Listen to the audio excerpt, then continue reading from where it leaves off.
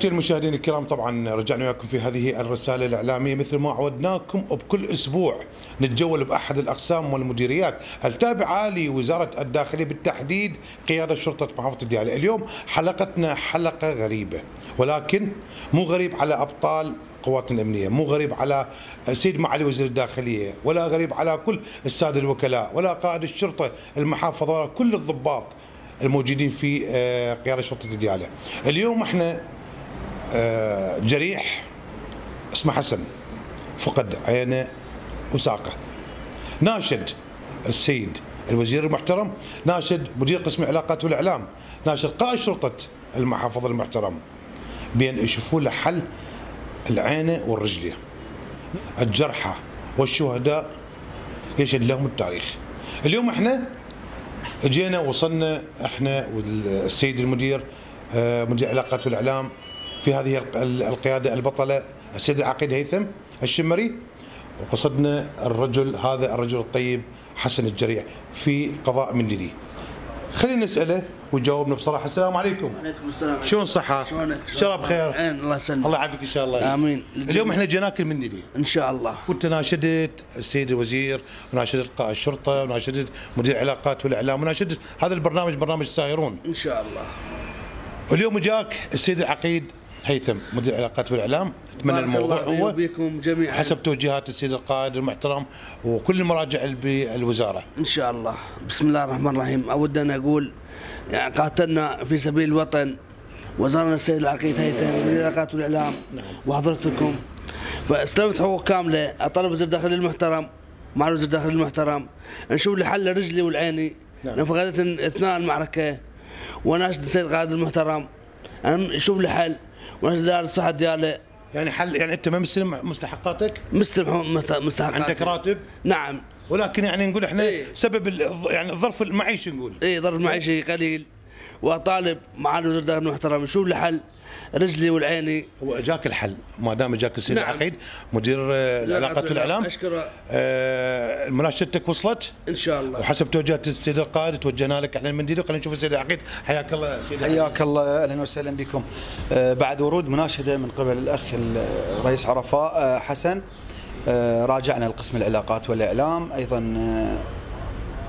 قابل السيد قائد شرطه محافظه ديالى، امر سيادته بالاهتمام العالي بحاله الاخ الجريح، بالوضع الصحي والوضع المالي. امر سيادته بعد التاكد انه كان ماخذ الاستحقاق المالي كامل، لكن يعاني من اصابه بعينه واثر العمليه الارهابيه. حقيقه كان عندنا تنسيق عالي ويا السيد مدير اعلام دار الصحه ديالى، وايضا السيد مدير عام صحة محافظة ديالى، وأيضا مدير عام مدير مستشفى بعقوبة الدكتور حيدر المقدمي. كان لهم اهتمام خاص بحالة الجريح. طبعا هو مو غريب عليهم للأمانة، احنا يعني عندنا تعامل يعني في مجالات كثيرة. ساعدوا بعض الحالات ضمنها الحالات الإنسانية اللي حضرتك أخ عمار كنت مشرف عليها بالايام السابقه وبالاعوام السابقه. الحمد لله الناس يعني ابدوا تعاونهم كامل، وعرضوا على راح نعرض ان شاء الله على طبيب مختص بالعيون. ايضا من خلال علاقاتنا ايضا وتوجيه السيد القائد اتصل بالسيد مدير عام الصحه ايضا بخصوص يعني تخصيص طرف صناعي. ان شاء الله نحاول يعني نوفر له هاي الامور. السيد معالي وزير الداخليه والسيد وكيل وزير الداخليه دائما بتوصياتهم اثناء لقاءاتهم ويانا، اثناء لقاءاتهم ويا السيد قائد شرطه محافظه، يؤلي كل الاهتمام بجرحانا اللي فقدوا اعز ما يمكن. ايضا ايضا لا ننسى دور اخواننا ابطال قياده شرطه محافظه ديالى للتصدي للهجمه الارهابيه في الاعوام السابقه. هذا دورنا كاعلام، هذا دورنا انا كمدير اعلام. حقيقه انه احنا ارجع واقول باب السيد القائد قائد شرطه محافظه ديالى مفتوح، وايضا بابنا مفتوح، وارقام تليفوناتنا موجوده. اي حاله بامكانهم التواصل معنا عن طريق تليفوناتنا وعن طريق الحضور الى مقر قياده شرطه محافظه ديالى للنظر بحالتهم، وايضا اللي تستوجب تدخل السيد قائد شرطه ديالى ضمن صلاحيته رجل ما يقصر. وايضا اللي موضوع مناط بالسيد معالي وزير الداخلية أيضا، الرجل أبوابه مفتوحة وعنده مقابلات أسبوعية ويقابل العديد من الناس. يعني سيدي هسه احنا ننطلق على بركة الله من مندلي إلى مدينة بعقوبة إلى مستشفى إن شاء الله. احنا اليوم حضرنا القضاء العزيز قضاء مندلي الصامدة، والتقينا بالاخ الجريح الاخ حسن. ان شاء الله راح نتوجه به لدار الصحه، طبعا وفروا لنا يعني كل الامكانيات بالوقت الحاضر. ان شاء الله راح باستقبالنا ان شاء الله للعرضه على اللجنه المختصه للنظر بحالته ان شاء الله. ان شاء الله بارك الله فيك. يعني حس عشنا بصراحه وكل الساده المشاهدين، متوقع اليوم حيكون هذا الشيء؟ نعم ان شاء الله. متوقع انت؟ ان شاء الله. وعد نشكر الاخ والاعلام ولايه الشرطه الدياله الاخ هيثم الشمري، وعد نشكر عمار قناه سائرون، كانه منصار يعني كانه مساهر بكل اللحظات. اشكر السيد الوزير، اشكر كل ان شاء الله، وشكر الداعم معالي الوزير الداخلي المحترم. زين انت ليش ناشدت السيد الوزير وقائد الشرطه وناشدت من ناشدت؟ يعني ليش؟ كونهم نام يعني روحيه لهذا اكبر شيء، وكانوا سباقين في هذه يعني المهنه. يعني انت بتابع دائما الصفحه مال قيادة الشرطه؟ ان شاء الله متابع ومسرور يساعدون ان شاء الله، مسرور بسعادتهم، وهذا فخر انه ولهم ان شاء الله.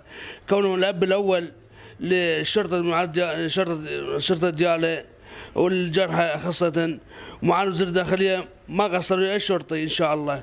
واشكر عمار كونه هو الاب الاول الراعي، واشكر العقيد هيثم كونه هو اللي يعني يوفرنا كل المستلزمات، وحاليا سوى منزلي، وان شاء الله نذهب الى مندلي الى بعقوبه ان شاء الله، مندلي الى بعقوبه الاجراءات الاوليه في مستشفى بعقوبه العام. ان شاء الله نشوفك تمشي ان شاء الله. هذا فخر الي، فخر الي ان نرجع الشرطه الدياله ان شاء الله. ان شاء الله احميها وقاتل في كل مكان ان شاء الله. وان شاء الله انا مسؤول بكل هذا اللقاء ان شاء الله، وما في بيتي.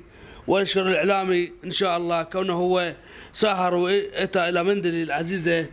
بارك الله بك. واقول تعبان ما اقول شيء، الحمد لله والشكر من ليطلع كله من قلبك وحسن نيتك ان شاء الله. يعني حبيت المشاهدين الكرام نذكر كل الساده المشاهدين، يعني الرجل يحير شو يسولف، يحير شو يقول من فرحته.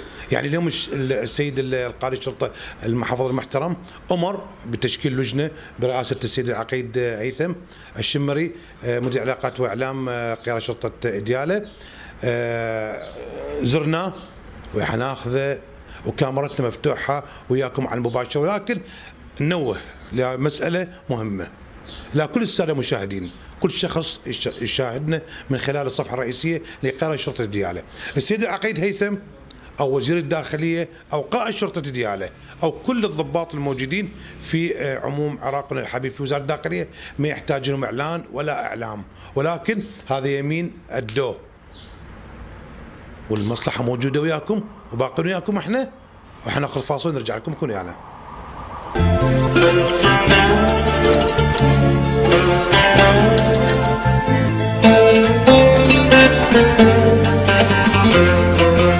مبارك قضاء مندلي الحبيبه، راح نتوجه الى مدينه بعقوبه وراح نعطيكم الصوره بامانه. كونوا ويانا.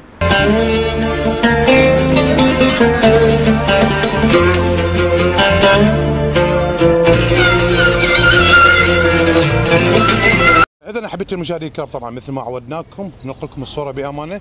لحد هذه اللحظة احنا وصلنا إلى دائرة صحة دياله. اليوم السيد المعاون مشكور، اليوم حضرته هو والسيد مدير إعلام صحة دياله، يعني مو غريب عليهم، خلينا نحكيها يعني اللغة العامية باستقبال كل المواطنين، سواء كان جريح، سواء كان من العوائل الطبقة الفقيرة، سواء كان حتى من خارج دياله. حياك الله دكتور الغالي. اهلا وسهلا استاذ، يا مرحبا، حياك يعني الله. اليوم احد الجرحى وابطال قياده شرطه دياله ناشد من ابتداء من السيد معالي وزير الداخليه الى دائره صحه دياله. اليوم انتم ما شاء الله عليكم استقبلتوا الحاله بشفافيه، وهذه مو غريب على حضرتكم. الحمد لله. طبعا احنا ابواب دائرتنا مفتوحه لكل المحتاجين، من كل المرضى، سواء من قواتنا الامنيه منتسبين القوات الامنيه او من العوائل المتعففه. اي مريض محتاج لاي حاله، لاي علاج، لاي اجراء اي عمليه، ابواب دائرتنا مفتوحه، وعندنا اطباء كفاء ان شاء الله في محافظتنا، وما يقصرون ان شاء الله في تقديم اي خدمه يحتاجها المواطن. بارك الله بك. اليوم احنا حنشوفوا كل هذه الحاله. طبعا هذه الحاله حاله غريبه نقول عليها، ولكن مو غريبه عليكم كصحه دياله، وهذه التعليمات ابتداء من رئيس الوزراء الى السيد الوزير الصحه المحترم الى حضراتكم انتم. اي نعم، يلا نشوف الحاله مالتكم وياكم احنا ان شاء الله. اذا حبيتم مشاهدينا الكرام يعني حتصل على الحاله هاي نشوفها.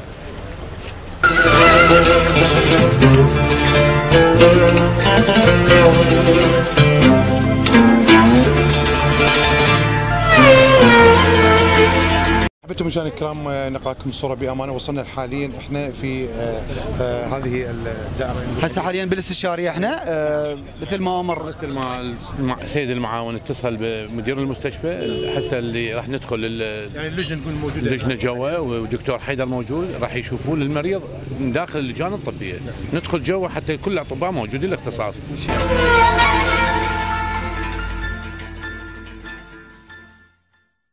طبعا دخلنا الى غرفه الدكتور حيدر بصحبه مدير اعلام صحه دياله. طبعا مشكور، نرجع ونقول احنا لحد هاي اللحظه هو مرافقنا بهذه الجوله. اليوم احنا مثل ما قلنا استاذ عمار، احنا اليوم سيد مدير المستشفى عام بعقوبه دكتور حيدر المقدمي كل يوم ثلاثاء يعوف يعني الاداره ويجي يعالج مرضى ويفحص مرضى بالاستشاريه كل يوم ثلاثاء واثنين. واليوم صدفه من جبتوا المريض انعرض علينا السيد مدير المستشفى هو قاعد بالاستشاريه يفحص مرضى ويعالج مرضى، فسيد مدير المستشفى موجود دكتور حيدر المقدمي. يعني دكتور السلام عليكم وحياك الله. احنا دخلنا عليك بامانه ان شلون نقول دخل مفاجئه، ما نعرف انت حاليا انت قاعد بهذه الدار الحمراء ان شاء الله الخدميه. نشوف هذه الحاله هاي. نعم ان شاء الله بعد هذا حال الجريح ان شاء الله البطل ان شاء الله ما نقصر وياه، يعاني من اصابات بالعين ان شاء الله، واعتقد اكو فد التهاب يصير عندنا وراح يعرض على اخصائي العيون بهذا المجال. وكذلك مساله البتر اللي صاير عنده بالاطراف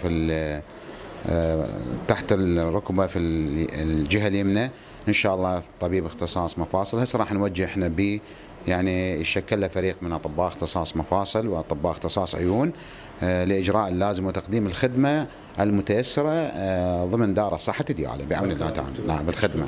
خلينا حسن احكي له بصراحه، اليوم شفت الحاله هذا الاستقبال من قبل السيد مدير؟ حاله جيده يعني فاجئني بهذا يعني تفاجئت؟ ان شاء الله. اي والله تفاجئت. ما متوقع انت؟ اي والله ما اتوقع هذا الاستقبال الطيب يعني من قبل الكادر مدير الصحه دياله ومدير المستشفى العام الدكتور حيدر والسيد العقيد والكادر عمار كانوا صايرون. يعني ما تصورت هذا يعني الاستقبال جيد شيء والله. الحمد لله تفاجئت كانما هسه يعني كانما شباب بعدني. الحمد لله والشكر.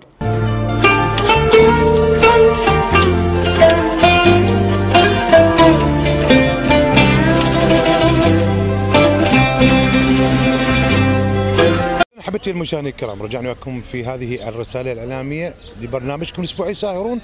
يعني اليوم شفناكم هذه الحاله، ونرجع ونذكر ونقول حاله مو غريبه على ابطال وزاره الداخليه، مو غريب على سيد معالي وزير الداخليه ولا جميع الساده الوكلاء المحترمون، وكل الاحترام والتقدير كذلك الى السيد العقيد هيثم مدير علاقات واعلام هذه القياده البطله، وكان توجيه واشراف من لدى قائد شرطه المحافظه. سيدي العزيز يعني خلينا نحكي بالعاميه، دخلنا الى مندلي ودخلنا الى مدينه بعقوبه ثم الى هذه الاجراءات، اعطينا خلاصه لهذه الاجراءات. احنا نقول رح نسوي حلقات ثلاثه من هذه الاجراءات لحد ما نشوف كل الساده المشاهدين طرف يكون كامل له وعينهم كذلك. نعم احنا مثل ما تسلفنا بدايه حديثنا كان عندنا لقاء من قبل الاخ الجريح، راجعنا لقسم العلاقات والاعلام، ايضا وجهنا للسيد قائد شرطه محافظه دياله، طلع على حالته بعد التاكد انه كان ماخذ استحقاق المالي بشكل كامل، لكن يعاني من بعض التقرحات في العين والقطع قطع الطرف. امر سيادته امرني يعني سيادته انه يتابع حالته الصحيه والاشراف شخصيا على هذه الحاله. ايضا تم التنسيق مع الاخ مدير اعلام الصحة لعرض الجريح للجان الطبية. توجهنا القضاء مندلي وزرنا منزله وطلعنا على حالته. بعد الاتصال بالاخ مدير اعلام الصحه توجهنا ايضا الى دائره الصحه محافظه دياله، وكان لقاء مع الاخ معاون مدير الصحه، وايضا اطلع على حالته واجرى الاتصالات مع الاخ مدير مستشفى عام بعقوبه الدكتور حيدر المقدمي. ايضا نعرضه على لجان طبيه من ضمنها اجراء عمليه ان شاء الله الاسبوع القادم يوم الثلاثاء للطرف الصناعي الخاص به، ايضا تقصيره وايضا ربط.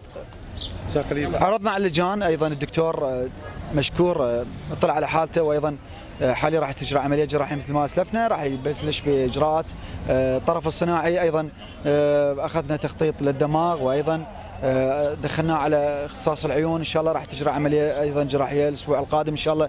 كل الاجراءات ماشيه بمسارها الصحيح ان شاء الله.